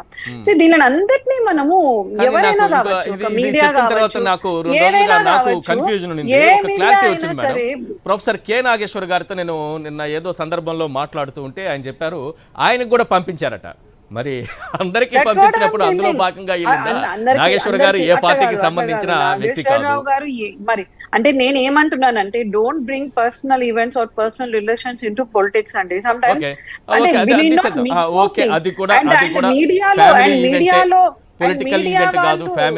మీడియాలో ఏం రాస్తారు, మీడియాలో ఏం పెడతారు అంటే, నేను I'm sorry to say this, but ఈ రోజు కూడా ఏవేవో కథనాలు వచ్చినాయి, 4:30కి అయిపోద్దంట, ఇది అయిపోద్దంట అని. మీడియా వల్ల పార్టీలు నడవవు. అది వైఎస్ఆర్సీపీ కావచ్చు, టీడీపీ కావచ్చు, బీజేపీ కావచ్చు, అండ్ మీరు కూడా యాక్సెప్ట్ చేస్తారు. మీడియాలో రాసేవన్నీ నిజాలా? దాని తర్వాత అంటే మన దగ్గర చూస్తే మొన్న రాజ్దీప్ చంద్రశేఖర్ గారిని కోర్టు చెప్పడం జరిగింది, అంటే డిఫమేషన్ కేసులో మీరు సారీ చెప్పండి అని. 10 ఏళ్ల తర్వాత జడ్జిమెంట్ వచ్చింది, సింపుల్ గా సారీ చెప్పి తప్పించుకున్నారు. నేను ఒక రోజు అబద్ధాన్ని చెప్పాను అని చెప్పి. సో మన దగ్గర ఏంటంటే మీడియాలో అన్నిసార్లు వాస్తవాలు వేయరు, ఎవరికి కావాల్సినట్లు వాళ్ళు కొన్నిసార్లు చెప్పుకుంటూ వెళ్ళొచ్చు. దాని మీద పొలిటికల్ పార్టీస్ లేకపోతే రాజకీయాల్లో పూర్తిగా డిపెండ్ అయ్యే పరిస్థితి నేను లేదు. ఎందుకంటే సోషల్ మీడియా యుగం చెప్పింది నమ్మకపోయినా చంద్రబాబు గారు చెప్పిందైనా మనం నమ్మాలి కదా. మీడియాలో వచ్చింది పక్కన పెడితే చంద్రబాబు మోడీ గారిని ఏం దూషించారనేది అందరికీ తెలుసు కదా మేడం. అయినా ఇప్పటికీ మేము ఇంకా నిర్ణయం తీసుకోలేదు. మేము చంద్రబాబుతో కలిసి వెళ్ళట్లేదు, ఒకసారి కాంగ్రెస్ తో చేతులు కలిపారనో లేకపోతే మా మోడీ గారిని ఈ రకంగా దూషించారనో ఎందుకు బీజేపీ గట్టిగా చెప్పలేకపోతుంది? కాదు ఈశ్వర్ గారు, మీరు సింపుల్ ఒకటే అర్థం చేసుకోవాల్సింది ఏంటంటే, మనకి భారతీయ జనతా పార్టీలో పొత్తుల గురించి ఫస్ట్ ఆఫ్ ఆల్ ఈ రోజు అవసరం లేదు డిస్కషన్. రెండవది మన స్థాయిలో, మా స్థాయిలోనో, రాష్ట్ర స్థాయిలోనో, మండల స్థాయిలోనో తీసుకునే నిర్ణయం కాదు. జాతీయ స్థాయిలో అందరం కలిసి కూర్చొని తీసుకుంటాం. మేము ఒక కుటుంబంలాగా ఫీల్ అవుతాం. ఒక కుటుంబంలో మీరు ఏ నిర్ణయం తీసుకుంటున్నారు అంటే, కుటుంబంలోని ఒక వ్యక్తి వచ్చి చెప్పారు కదా, అందరం కూర్చుంటారండి, డిస్కస్ చేసి చెప్తామన్నాం. ఎన్ని నెలలు ఉంది? హార్డ్లీ ఒక 2 months ఉంటుంది. వి విల్ నో, మనకు అందరికీ తెలుస్తుంది. బట్ నేను చెప్పేది ఏంటంటే, ఎవరి కోసమో ఎవరు చెప్తేనో భారతీయ జనతా పార్టీ డిసైడ్ చేసుకునే స్టేట్ లో లేదు. మేము ఎందుకు చెప్తున్నామంటే మేము ఎంతో మాకు సహనం ఉంది, ఓర్పు ఉంది, ఆ వినమ్రత వినయత ఉన్న కార్యకర్తలు ఉన్నారు కాబట్టి నేను మళ్ళీ మళ్ళీ రిపీట్ చేస్తున్నా. మేము 17+ స్టేట్స్ లో అధికారంలో ఉన్నాం, అధికారంలోకి రావాలనే రెండు సార్లు బీజేపీతో ఉంటేనే టీడీపీ అధికారంలోకి వచ్చింది, అంతే కదా మీరు చెప్పింది? నేను చెప్పింది ఏంటంటే మేము ఏ పార్టీనో అలాంటి చంద్రబాబు మోడీ గారి గురించి ఏమన్నారనేది ఒకసారి నేను ప్లే చేస్తాను. అలాంటి చంద్రబాబు మోడీ గారి గురించి ఏమన్నారనేది ఒకసారి ప్లే చేస్తాను. ఎందుకంటే 2 సార్లు మీ దయాగుణంతో దయాభిక్షతో మీ పొత్తుతో వచ్చిన అధికారంలోకి వచ్చినటువంటి చంద్రబాబు మొదటిసారి అదే రకంగా తెగదెంపులు చేస్తున్నారు. మోడీ గారిని దూషించి ఆయన అక్కడ గుజరాత్లో ఊచకోత పోయిస్తున్నారని, అది చేస్తున్నారని, హైదరాబాద్లో అడుగు పెట్టనివ్వనని, పొత్తు పెట్టుకుని తప్పు చేశానని చాలా రకాలుగా మాట్లాడారు. మళ్ళీ పొత్తు పెట్టుకున్నారు, మళ్ళీ దూషించారు. ఒకసారి ఏమన్నారు అనేది ప్లే చేయండి, చెప్తాను. తెలియపోతే కదా సార్ వాళ్ళకి. కాదు ఈశ్వర్ గారు, I mean everyone knows all these things. Okay Eshwar గారు రాజకీయాల్లో మీరు ఇది తీసుకొచ్చారనుకోండి point, and I don't want go into details of the past of those people who are in YSRCP right now. పొత్తు అనేది ఏ కాంగ్రెస్ కాదు మేడం, నైతికత అనేది చాలా అవసరం. నైతికత ప్రజలు గమనిస్తారు కదా. ఎగ్జాక్ట్లీ నేనేమంటున్నానంటే ఇప్పుడు మన ఆంధ్రప్రదేశ్ ప్రభుత్వంలో కూడా మంత్రులుగా ఉన్న వాళ్ళు, I don't want to take the names, ఇప్పుడు ప్రస్తుత ముఖ్యమంత్రి గారిని చాలా అట్లా కాదు. అట్లంటే నేనేం చెప్తానంటే వద్దు, ఆ బయట వద్దు, నేను ఇంకొక బయట చూపించడము. ఎందుకంటే అట్లా కాదు, నాకు మనసు కష్టం కాదు. ముఖ్యమంత్రి గారిని ఇంతకు ముందు 2018కి ముందు ఎంతో ఇబ్బందికరంగా, అంటే వ్యక్తిగతంగా కూడా మాట్లాడకూడదు, అలాంటి మాట్లాడిన వాళ్ళు ఇప్పుడు పార్టీలు మారి కరెక్ట్ గా 2019లో వైఎస్ఆర్సీపీలోకి వచ్చి ఎమ్మెల్యేలుగా గెలిచి ఉన్నట్టుండి మంత్రులు అయ్యి పరిపాలన చేస్తున్నారు. సో నేనేమంటున్నానంటే క్లారిటీ ఇస్తున్నాను ఈశ్వర్ గారు, మాకు ఈ రోజు మేము టీడీపీతో పొత్తులో ఉన్నామో లేదో నాకు తెలీదు, ఫ్యూచర్ లో ఉంటుందో లేదో కూడా నేను పక్కాగా చెప్పట్లేదు. బట్ మీరే ఇవన్నీ ప్లే చేసి ఇలా అన్నారు కాబట్టి మీరు పొత్తు లేదా అంటే నేను మాట్లాడతాను మీతో మళ్ళీ నెల తర్వాత వచ్చినాక మేబీ 2 months గ్యాప్ లో. బట్ నేనేం చెప్తున్నానంటే ఈ రోజు మేము పొత్తులో నేను వాళ్ళకి సపోర్ట్ చేయట్లేదు, నేను కానీ ఎవరు కాదు. నేను అడిగిన క్వశ్చన్ కూడా మీరు ఆన్సర్ చేయండి. విష్ణు గారు మీరు చెప్పండి, మరి ఇంతకు ముందు మీకు నేను ఎవరి పేర్లు చెప్పాను, ఆ డైలాగ్స్ కూడా చెప్పాను, ఎందుకంటే నేను మామూలుగా వినలేను అట్లాంటివి. అట్లా మాట్లాడిన వాళ్ళకి మరి ఈ రోజు మంత్రి పదవులు ఎందుకు ఇచ్చారు మీరు? మా పార్టీలో ఇప్పుడు ఎవరో కూడా పవర్ లో అట్లా లేరు. భారతీయ జనతా పార్టీలో మోడీ గారిని కానీ భారతీయ జనతా పార్టీని కానీ అంత దూషించిన వాళ్ళు, భారతీయ జనతా పార్టీ అని అంటే మీకు ఎవరు గుర్తొస్తారు? మోడీ గారు గుర్తుకొస్తారు. టీడీపీ అంటే ఎవరు గుర్తొస్తారు? చంద్రబాబు గుర్తొస్తారు. వైఎస్ఆర్సీపీ అంటే ఎవరు గుర్తొస్తారు? జగన్ గారు గుర్తొస్తారు. బీఆర్ఎస్ అంటే ఎవరు గుర్తొస్తారు? కేసీఆర్ గారు గుర్తొస్తారు.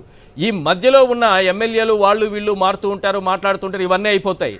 మోడీ గారిని తిట్టి మోడీ గారి పార్టీలో చేరలేదా? టీడీపీకి పంపించలేదా? టీడీపీ నుంచి 4 రాజ్యసభ సభ్యులు మీరు తీసుకోలేదా? కాదు మేడం, 4 రాజ్యసభ సభ్యులను తీసుకోలేదా? అది కాదు కదా మ్యాటర్. అక్కడ కాదు మేడం, మోడీ గారిని 12 కోట్లు పెట్టి ఢిల్లీలో దూషించినటువంటి టీడీపీ ఎంపీని మీరు తీసుకున్నారు. ఈశ్వర్ గారు 12 కోట్లు మేడం మోడీ గారిని తిట్టడానికి రాష్ట్ర ప్రభుత్వం ఖర్చు పెట్టింది ఆ రోజు. రాజ్యాంగానికి అనుగుణంగా 2/3 మొత్తం మీరు వాళ్ళని నేతలుగా చూస్తున్నారు. పార్టీలు మారే వాళ్ళు చాలా చోట్ల ఉంటారు, మీరు ఎట్లా తీసుకున్నారు చెప్పండి. పోనీ అది కాదు, ఒక పార్టీ అధ్యక్షుడు అన్న తర్వాత పార్టీ నిర్ణయాలు దానిపైన ఆధారపడి ఉంటాయన్న తర్వాత పొత్తు పెట్టుకోవాలన్నా అతనే, పొత్తు నుంచి విడిపోవాలన్నా అతనే. మేము ఇప్పుడు పొత్తులో ఎవరితోనూ లేం మీరు అన్నట్లు. మీరు ముందే ఎందుకు ఊహించుకుంటున్నారు పొత్తులో? నేనే ఊహించట్లేదు. 2 కళ్ళ సిద్ధాంతాన్ని ఇక్కడ కూడా అప్లై చేస్తున్నారు చంద్రబాబు అని చెప్తున్నా. అది వాళ్ళదండి, మాకు సంబంధమే లేదు ఆ పార్టీతో. మాకు సంబంధం లేని వాళ్ళ గురించి మీరు అడుగుతున్నారు. నేను అంటున్నాను అంటే ఇటు వాళ్ళు మీరు నాకు అర్థం కావట్లేదు. ఒకసారి విజయబాబు గారు మీరే చెప్పాలి. మాకు సంబంధం లేదు, మాకు సంబంధం లేదని అంటారు, మాకు సంబంధం లేదని అంటారు. ఇక్కడేమో వీళ్ళతో పొత్తులో ఉండే పవన్ కళ్యాణ్ ఏమో రేపో మాపో బీజేపీ కూడా మాతో కలుస్తుందని అంటారు. వీళ్ళు ఎప్పుడు ఆ మాట ఖండించరు. అరే భారతీయ జనతా పార్టీ వచ్చేంత వరకు మీరు వెయిట్ చేయండి ఈశ్వర్ గారు. పక్కన వాళ్ళెవరో కలిసారనో వీళ్ళెవరో స్టేట్మెంట్ ఇచ్చారనో మమ్మల్ని ఎందుకు అడుగుతారు? మా రాష్ట్ర నాయకత్వమో చెప్పినప్పుడు మీరు తీసుకోండి క్వశ్చన్. రైట్, ఇప్పుడు ఈ దృశ్యాలను చూసిన తర్వాత కూడా చంద్రబాబు నైజం తెలిసిన తర్వాత కూడా ఓపిక్ గా ఉంటామని చెప్పాలనుకుంటున్నారు అంతే. అది చాలా ఇంపార్టెంట్ ఇప్పుడు హ్యాండిల్ చేస్తున్న వాళ్ళు. వెంకట్ గారు విజయవాడ నుంచి. వెంకట్ గారు ఏం చెప్పాలనుకుంటున్నారు మీరు? గుడ్ ఈవినింగ్ అండి ఈశ్వర్ గారు, అలాగే ప్యానల్ లో ఉన్న సభ్యులు కూడా గుడ్ ఈవినింగ్ అండి. సార్ 2 విషయాలు మాట్లాడాలి సార్. ఇప్పుడు మేడం గారు పొత్తుల గురించి ఇది సమయం కాదు ఇంకా టైం ఉంది అని అంటే వాటర్ల గురించి ఏమనుకుంటున్నారండి? అంటే వీళ్ళు ఎలక్షన్ కు 10 రోజుల ముందో సీట్ల పంపకాలకు నెల రోజుల ముందో వీళ్ళు పొత్తులు చేసుకొని మేము పలానా పార్టీ పొత్తులో ఉన్నామంటే జనాలు ఓట్లేసేస్తారనే వాళ్ళ ఉద్దేశం. సెకండరీ అండి, మేడం గారు చెప్పగానే చెప్పారు ఒక విషయం, చంద్రబాబు నాయుడికి ముఖ్యమంత్రి అవ్వాలనేది ఆయన ఉద్దేశం ప్రస్తుతం. ఆ ముఖ్యమంత్రి అవ్వాలి అని అంటే గతంలో కూడా 2 సార్లు ప్రత్యక్ష ఎన్నికల్లో 2 సార్లు సీఎం అయ్యాడు చంద్రబాబు నాయుడు గారు అంటే బీజేపీ పొత్తులో ఉన్నప్పుడు మాత్రమే అయ్యారని చెప్పకనే చెప్పారు. అవును, అంటే అర్థం ఏంటండి, చంద్రబాబు నాయుడు గారు ఇప్పుడు సీఎం అవ్వాలనుకుంటున్నాడు. సీఎం అవ్వాలి అని అంటే బీజేపీ పార్టీతో జత కట్టాలి. ఆ జత కడితే ఇందాక మీరు ఒక ఫోటో చూపించారు చూడండి, ఏది స్నేహ హస్తం అని చెప్పేసి, అంటే దానికి సిద్ధంగా ఉన్నారు వీళ్ళు. ఇంకొక డైరెక్ట్ ఇంకొక విషయం నేను ఒక ఓటర్ గా అడుగుతున్నానండి, ఏమండి పవన్ కళ్యాణ్ ఏమో మాతోనే ఉన్నాడని బీజేపీ చెప్పుద్ది. పవన్ కళ్యాణ్ గారేమో నేను టీడీపీతో 10 ఏళ్ళు పొత్తులో ఉండాలనుకున్నానని ఆయన చెప్తాడు. అవును, పవన్ కళ్యాణ్ గారేమో బీజేపీని కూడా కలుపుకుంటే బాగుంటది అని చెప్పేసి ఆయన చెప్తాడు. వీళ్ళు నువ్వు మాతో దోస్తీగా ఉండి అటు మాకు ఇష్టం లేని లేదా మాకు వద్దని టీడీపీతో నువ్వెందుకుంటున్నావా అని వీళ్ళు ఖండించరు. మీ దగ్గరికి బీజేపీ వాళ్ళు ఎవరైనా సపోజ్ ఇలా డిబేట్ లోకి రావాలంటే హోంవర్క్ చేయని పిల్లోడు కనుక టీచర్ దగ్గరికి వెళితే ఏమంటారో అన్న ఉద్దేశంతో వచ్చే ఉద్దేశమే తప్ప వీళ్ళు డైరెక్ట్ గా ఏది చెప్పరు సార్. వీళ్ళు అంటే ప్రజలు వీళ్ళు ఏమనుకుంటున్నారంటే రేపు మేము లేకపోతే పవన్ కళ్యాణ్ లేకపోతే టీడీపీతో మేము ఉన్నామయ్యా మీరు ఓట్లేసేయండి అంటే మోడీ గారు సూచన చేసి ఓట్లేస్తారనేది వీళ్ళ ఉద్దేశం అండి. రైట్ అండి, థ్యాంక్ యూ అండి ప్రసాద్ గారు, వెంకట గారు మీ అభిప్రాయం తెలియజేసినందుకు. ఎస్ మా విజయబాబు గారు, పవన్ కళ్యాణ్ ఇస్తున్నటువంటి స్టేట్మెంట్స్ 10 ఏళ్ళు పొత్తు అంటారు, బీజేపీ కలిసి వస్తుందంటారు, అంటే బీజేపీ కూడా 10 ఏళ్ళు పెట్టుకోవాలనే కదా? మీరు చంద్రబాబు రాజకీయాలు మీద చేస్తుంటే సరదాగా 2 లైన్లు దాటొచ్చి రాశా. చూపుల గుర్రం దిక్కుమాలిన చూపుల అవి చంద్రబాబు రాజకీయాల, ఓసరవెల్లి రంగుల నీతుల 2 నాల్కల విన్యాసాల, అవకాశవాద రాజనీతి ప్రతీకల చంద్రబాబు ఎలా అర్థం చేసుకోవాలి నీ విన్యాసాలు అనేటువంటిది నాకు ఇప్పుడు మీరు అన్న తర్వాత వచ్చింది. ఎందుకంటే ఒక నైతికత కానీ, ఒక నిబద్ధత కానీ, ఒక సైద్ధాంతికత కానీ, ఒక సారూప్యం కానీ, సామీప్యం కానీ, సౌజన్యం కానీ, సౌహార్దం కానీ, ఏ రకమైనటువంటి కించిత్తు పాజిటివ్ థాట్స్ అనేటువంటి లేనటువంటి పచ్చి అవకాశవాది చంద్రబాబు నాయుడు, ఆయనకి కర్మ కొద్దీ దొరికినటువంటి మరొక అవకాశవాద వ్యక్తి ఈ జనసేన అధినేత, వీళ్ళిద్దరూ కలిసి రాష్ట్రాన్ని ఎంత నికృష్టంగా నీచంగా తయారు చేయాలని ఆలోచన చేస్తున్నారో ఇవాళ ప్రమాద ఘంటికలు మోగిస్తున్నారండి వీళ్ళంతా కూడా. ఆ పని చేస్తా ఉంటే ఇటు పక్కన వాళ్ళ తైనాతి మీడియానేమో విపరీతమైనటువంటి విషయాన్ని చిమ్ముతున్న పరిస్థితుల్లో ఈ రకమైనటువంటి వ్యవహారాన్ని అంతా కూడా గట్టెక్కించి ఈ రాష్ట్రాన్ని గాడిలో పెట్టాలి అన్నట్లయితే మళ్ళీ తిరిగి వైనాట్ 175 అనేటువంటి ఒక నినాదాన్ని ఎత్తుకున్నది జగన్మోహన్ రెడ్డి గారు దానికోసమే. సో ఈ క్రమంలో ఏంటంటే ఇవాళ రాష్ట్ర బీజేపీ ఏ రకమైనటువంటి ప్రకటనలు చేస్తున్నా, వాళ్ళు ఏం మాట్లాడుతున్నప్పటికీ కూడా జాతీయ స్థాయిలో ఇప్పటికే చంద్రబాబు నాయుడు గారి యొక్క పచ్చి అవకాశవాద దీన్ని వాళ్ళు చవి చూసినటువంటిది, అనుభవించినటువంటి రీతిలో ఉన్నటువంటి బీజేపీ అధిష్టానం ఎటువంటి పరిస్థితుల్లో కూడా ఈ రాష్ట్రంలో చంద్రబాబు విన్యాసాలని సహించదు. అంటే జాతీయవాదం ఉన్నటువంటి వాళ్ళు ఎవరూ కూడా ఈ అవకాశవాదాన్ని సహించరు, భరించరండి. కాకపోతే ఏంటంటే ఇప్పుడు ఉన్నటువంటి ప్రతినిధులు ఇక్కడ రాష్ట్ర అధ్యక్షురాలికి అనుగుణంగా వాళ్ళు ఆబ్వియస్లీ సపోర్టింగ్ గా మాట్లాడతారు కాబట్టి మనం ఏమి అనలేము, ఎందుకంటే వారికి అనుగుణంగానే వాళ్ళు వ్యవహరించాలి. కానీ దురదృష్టం ఏంటంటే నేననేది బీజేపీ పాయింట్ ఆఫ్ వ్యూలో బీజేపీ కూడా ఇక్కడ రాష్ట్రంలో బలపడటానికి, ఎందుకంటే ప్రతిపక్షాలు కూడా ఖచ్చితంగా బలంగా ఉండాలి, ఏది మంచి ప్రజాస్వామ్యయుతంగా ఉండేవి. వాళ్ళు ఇవాళ నేను ఒక గవర్నమెంట్ లో ఉన్నటువంటి ప్రతినిధిగా చెప్తున్నా, అధికార పార్టీలో కూడా ఏమైనా లోపాలు ఉంటే వాటిని కన్స్ట్రక్టివ్ గా ఎత్తి చూపి జిల్లాల్లో ఉన్నటువంటివి ఏమైనా ఉంటే వాటి మీద వాళ్ళు పోరాటాలు చేయాల్సింది పోయి చంద్రబాబు నాయుడు గారి ఎజెండా తీసుకుని లిక్కర్ ఈనాడులో వచ్చిన కథనాలన్నీ పట్టుకొని లిక్కర్ గురించి ఒక హిందుత్వ ఫిలాసఫీ ఉన్నటువంటి ఒక అధ్యక్షురాలు, అవన్నీ ఫ్యాక్ట్స్ కూడా కాదు, ఒక ఫ్యాబ్రికేటెడ్ స్టోరీస్ ని వారు మాట్లాడతాం ఏంటండి? ఇది చంద్రబాబు ఫేవర్ చేయడం కాదా? అంతకంటే కామన్ పబ్లిక్ కూడా అర్థమవుతుంది కదా. అదే విధంగా వారు మాట్లాడాల్సినటువంటి అంశాలు బోల్డన్ ఉన్నాయి. వాటన్నిటిని వదిలేసి ఏ ఎజెండా అయితే చంద్రబాబు తీసుకున్నాడో, విషం చిమ్మేటువంటి ఎజెండా ఏదైతే ఆ తైనాతీ పత్రికలు తీసుకున్నాయో, వాళ్ళు ఇచ్చిన ఫీడ్బ్యాక్ తో, వాళ్ళు ఇచ్చే కంటెంట్ తో వారు మాట్లాడుతున్నప్పుడు మనం ఏం మాట్లాడాలండి? ఇది వాస్తవం కాదా? ఇవాళ చాలా మంది బీజేపీలో వాళ్ళు కూడా వాళ్ళు పైకి మాట్లాడలేకపోయినా కూడా వాళ్ళు సైతం వాళ్ళు ఎందుకని ఇవాళ చాలా మంది ఏమంటున్నారంటే, మా పరిస్థితి పెనంలో నుంచి పొయ్యిలో పడినట్టు అయిందండి, పోనీ గతంలో ఉన్నటువంటి అధ్యక్షులే చాలా బెటర్ అనిపిస్తున్నారని చెప్తున్నారు వాళ్ళే. కాబట్టి ఒక పార్టీకి ఒక హోందాతనాన్ని తెచ్చేటువంటి రీతిలో ఒక పోరాట పటిమ, ఒక వ్యవహార శైలి, ఒక పాజిటివ్ వైబ్స్, పాజిటివ్ యాటిట్యూడ్ లో పనిచేయాలి ఏ ప్రెసిడెంట్ అయినా కూడా. అంతేగాని ఇది లిక్కర్ స్కామ్ అని చెప్పిన అర్థం పర్థం లేనటువంటి లిక్కర్ వీటి గురించి అంటే మాట్లాడే మహిళా అధ్యక్షురాలు మాట్లాడాల్సింది. అందులో వాస్తవాలు ఏమైనా ఉన్నాయా? వాస్తవాలు ఉంటే ఓకే, కానీ పూర్తి కట్టుకథలు ఏవైతే ఈనాడులోను ఆంధ్రజ్యోతిలో వచ్చాయో ఆ కథనాలు తీసుకొని వారు మాట్లాడుతుంటారు. అందుకని ఇది ఈ రాష్ట్రంలో ఒక వర్గం వారు వాళ్ళది ఒకటే పాట, ఒకటే మాట, ఒకటే ట్యూన్. ఆ ట్యూన్ లో ఒక ఫ్రస్ట్రేషన్ లో అనేకమైనటువంటి తప్పులు చేస్తున్నటువంటి దీన్ని ఆంధ్రప్రదేశ్ ప్రజలు గమనిస్తున్నారు. ఎటువంటి పరిస్థితుల్లో వీళ్ళు ఎన్ని వికృత విన్యాసాలు చేసినా వీళ్ళకి కించిత్ అవకాశం అనేటువంటిది రాదు.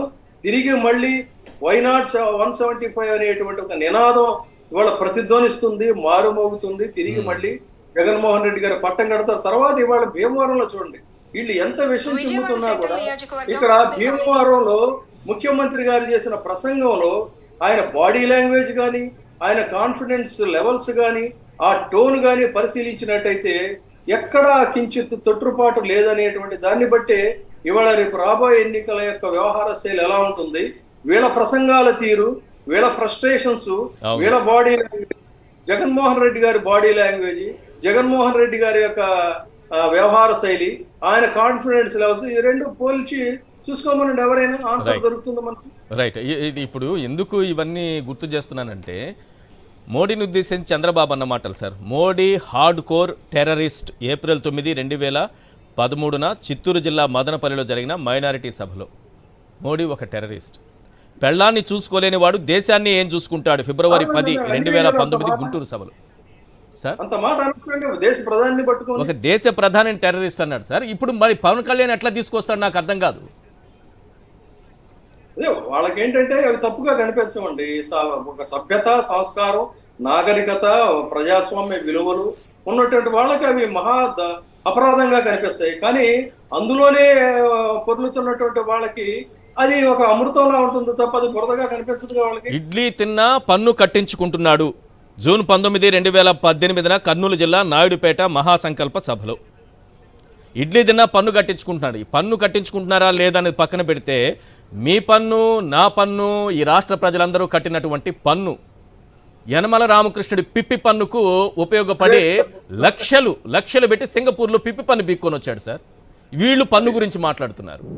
ఆయన పిప్పి పన్నుకు మనం కట్టిన పన్నులన్నీ ఉపయోగపడ్డాయి. ఆయన ఒక ఆర్థికవేత్త. మళ్ళీ ఆయన రోజు ఒక స్టేట్మెంట్ ఇస్తూ ఉంటాడు. 10 లక్షల కోట్లు అయిపోయింది అప్పులు, 11 లక్షల కోట్లు, నెల పెంచుతూ పోతూ ఉంటాడు ఆయన. ఈనాడు పేపర్లో ఆయన ఇంటర్వ్యూలు నెలకోటి వస్తూ ఉంటాయి. బోఫోర్స్ కంటే అతిపెద్ద కుంభకోణం రాఫెల్. మోడీవన్నీ విఫల ప్రయత్నాలు. మోడీ వచ్చాక అభివృద్ధి ఆగిపోయింది. సిగ్గు, లజ్జ, గౌరవం లేని వ్యక్తి మోడీ. ఏప్రిల్ 2, 2019. అవన్నీ ఈ రాష్ట్ర అధినాయకురాలకి చాలా కమ్మగానే వినిపిస్తాయండి. మరి ఇవి పెట్టుకొని, ఇవన్నీ ఇలా అంటే పెట్టుకొని పవన్ కళ్యాణ్ ఎలా అంటారు, 10 ఏళ్ళు నేను టీడీపీతో పొత్తులో ఉంటానని పవన్ కళ్యాణ్ అంటారు. అదే సమయంలో బీజేపీని తీసుకెళ్తానంటున్నారు. విష్ణు గారు ఏం చెప్తారు? విష్ణు గారు ప్లీజ్. తర్వాత విష్ణు గారు, మీరు చెప్పిన ఈ స్టేట్మెంట్స్ అన్ని ఎవ్రీవన్ నోస్ ఇక్కడ ప్యానల్ లో కూర్చున్న వాళ్ళకి. బట్ మీరు ఎందుకు ఇప్పుడు మేము ఏదో టీడీపీతో పొత్తులో ఆల్రెడీ ఉన్నట్టు మాట్లాడుతున్నారు? ఎక్కడ clarity వీళ్ళ లేదు కదా. సిద్ధాంతాలు మీరు చెప్తారు. ఎందుకు కాదు. మీరు పొత్తులో మేడం గారు, ఉన్నారని ఒక్క నిమిషం. చెప్పట్లేదు. మేడం చంద్రబాబు గారు, ఒక్క నిమిషం. సిద్ధాంతాలు ఏ రకంగా ఉంటాయి అన్నది మేడం ప్రజలందరికీ వినిపించాలి కదా. రేపు మళ్ళీ మోడీ గారి కోసం చూస్తున్నారు కదా పవన్ ద్వారా. మేడం గారు ఒక్క నిమిషం అండి. ఇప్పుడు నేను ఈ రోజు ఎప్పుడో పత్రికల్లో వచ్చింది, ఢిల్లీకి జనసేన అధినేత వెళ్తున్నారు, అవును, సంక్రాంతి లోపు పొత్తులన్నీ కూడా ఫైనల్ అవుతాయని. కరెక్ట్. సూత్రప్రాయంగా భారతీయ జనతా పార్టీ సూత్రప్రాయంగా భారతీయ జనతా పార్టీ అంగీకరించిందని. ఈ సందర్భంలో పొలిటికల్ పార్టీగా మేము మాట్లాడాల్సినటువంటి అవసరం ఉంటుంది. ఏ రకంగా మీరు అలా తిట్టి అలా చేసి అలా చేసి ఇలా చేసి ఇలా చేసి అలా చేసి ఎలా కలుస్తారు? ప్రజలేమన్నా పిచ్చివాళ్ళ? ప్రజలేమన్నా మీ ఇద్దరి గురించి తెలియదా ఏంటి? మేము మాట్లాడాలి కదమ్మా. మీరేమంటున్నారంటే ఒక 1 సెకండ్ మీరేమంటున్నారు? ఒక్క నిమిషం వినండి. మీరేమంటున్నారంటే మేము ఫరంగా ఉన్నాము, మాకు చాలా రాష్ట్రాల్లో భారతీయ జనతా పార్టీ ఉంది, మేమంతా కూడా సిద్ధాంతాలతో ఉంటామంటున్నారు. అది కాదు, మోడీ గారు 2019 ఎన్నికల్లో ఏటీఎం పోలవరాన్ని ఏటీఎంగా మార్చుకున్నారా లేదా అని అడిగినటువంటి ఒక ఎన్నికల్లో వారుండి, ఇప్పుడు రెండో ఎన్నికల్లో పవన్ కళ్యాణ్ గారు మేము వాళ్ళని వీళ్ళని కలుపుతాము, మధ్యలో నేను ఉంటాను అని చెప్తుంటే ఏ రకంగా కలుస్తారని ఇన్ జనరల్ మాట్లాడుతున్నాం. ఏదో మీరు కలిసిపోతే ఏదో అయిపోతుందనో, లేకపోతే మీరు ముగ్గురు కలిస్తే ఏదో జరుగుతుందనో కాదు. ఒక పొలిటికల్ పార్టీ లీడర్స్ కింద క్యాడర్ ఏదని అనుకుని మారచ్చు. ఇందాక ఈశ్వర్ గారు చెప్పినట్టు అది కాదు, ఒక హెడ్స్ అన్నమాట. భారతీయ జనతా పార్టీ హెడ్ సంబంధించినటువంటి మోడీ గారు, అలాగే చంద్రబాబు గారు ఇలా మాట్లాడి ఈ రకంగా మాట్లాడుకుని ఏ రకంగా కలుస్తారు అనేది మన ముందున్నటువంటి క్వశ్చన్ ఆన్సర్. దానికి మనం మాట్లాడుకోవాలి. ఎందుకనంటే భారతీయ జనతా పార్టీ నాయకుల్ని ఆంధ్రప్రదేశ్కు రాకుండా, సిబిఐని రాకుండా దాడులు చేసి, లేకపోతే ఒక మాట కాదు అనరాని మాటలన్నీ మాట్లాడి ఈరోజు ఎన్నికలు వచ్చేటప్పటికి కలుస్తున్నారంటే ఆ 3 పార్టీల నైజాన్ని ప్రజలకు చెప్పాల్సిన అవసరం మా మీద ఉంటుంది కదా, ప్రజలకు తెలియజేయాల్సినటువంటి అవసరం మా మీద ఉంటుంది కదా. అందుకని మాట్లాడుతున్నాం అంతే తప్ప మీరేమంటున్నారంటే ఈ క్షణానికి పొత్తు ఏం జరగలేదు, టైఅప్ అవ్వలేదు, మీరు ఎందుకు మాట్లాడుతున్నారు, ఇప్పుడు అవసరం ఉందా అని మీరు అంటున్నారు. మేమనేది అలా కాదు, ఆల్రెడీ పత్రికల్లో వచ్చింది. సంక్రాంతి నాటికి 3 పార్టీలకి ఒక అంగీకారానికి వచ్చి 3 పార్టీలు కలవస్తే కలవచ్చు, మాకు ఎటువంటి అభ్యంతరం లేదు. బట్ కానీ నైజం చెప్పండి. పత్రికల్లో మీడియాలో చాలా వస్తాయి. ఇంతకు ముందు అందుకే జగన్ గారు ముఖ్యమంత్రిగా ప్రధానమంత్రి మోడీ గారిని కలవచ్చు, ఎందుకంటే నిన్న రేవంత్ రెడ్డి గారు కూడా కలిసినప్పుడు పత్రికల్లో మోడీ గారు చివాట్లు పెట్టారు, మీరు అది సరిగ్గా చేయట్లేదు, ఆర్థికంగా మేనేజ్ చేయట్లేదు అని చెప్పంటే ఏమన్నారు జగన్మోహన్ రెడ్డి గారు అసెంబ్లీలో? అట్లా రాసిన వాళ్ళు ఏమన్నా కూర్చున్నారా, బాత్రూమ్ లో నక్కి విన్నారా అని? అరే పత్రికల్లో వచ్చేవాడు ఇంత డిస్కషన్ లో అనవసరం అంటున్నాను మల్లాది విష్ణు గారు. నేను చెప్తోంది ఏంటంటే మనం నిజంగా జరిగినప్పుడు ఇదే మాట్లాడదాం. మీరు సంక్రాంతి అన్నారు, నాకు తెలీదు ఇన్ఫర్మేషన్ మీకు ఎవరు ఇచ్చారో, ఏ పత్రిక వాళ్ళు ఇచ్చారో ఐ డోంట్ నో. ఆ సంక్రాంతి రోజు మళ్ళీ కలుద్దాము, విష్ణు గారు, విజయబాబు గారు, ఈశ్వర్ గారు కలుద్దాము.